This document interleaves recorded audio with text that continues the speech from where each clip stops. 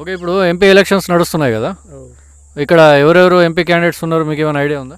ఉన్నారు సార్, అందరూ. కొండ విశ్వేశ్వర రెడ్డి ఒకరు, రంజిత్ రెడ్డి ఒకరు, కాసాని జ్ఞానేశ్వర్ ఒకరు.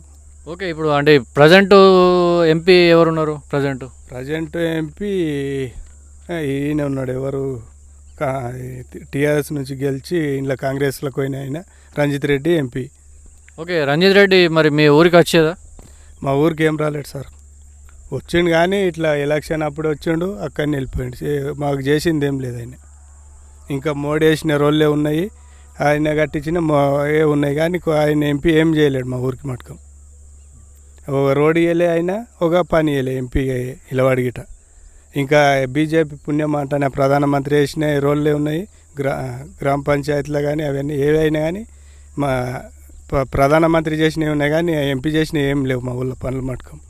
ఆయన చెప్పుకోవడానికి గిట ఇక తెలుసు, మేము చదువుకున్నాం కాబట్టి ఈయన ఎంపీ అంటానికి గిట తెలుసు. ఇప్పుడు ఆయన ఇంకా అప్పుడు కొండ విశ్వేశ్వరరెడ్డి ఇచ్చిండు, ఇంతనో అంతనో మా ఊరికి మట్టి రోళ్ళు ఇచ్చిండు, ఈ మశాన వాటికలు కట్టించినప్పుడు డబ్బులు ఇచ్చిండు ఎంపీగా ఉన్నప్పుడు, అట్లా చేసిండు. కానీ ఈయన అయితే ఏమీ లేదు ఎంపీగా ఉన్నప్పుడు, మా విలేజ్కి కానీ మా మండలికి కానీ తక్కువనే ఇది చేసిండు ఆయన. ఓకే, ఇప్పుడు మరి నెక్స్ట్ ఎంపీగా ఎవరిని కోరుకుంటున్నారు?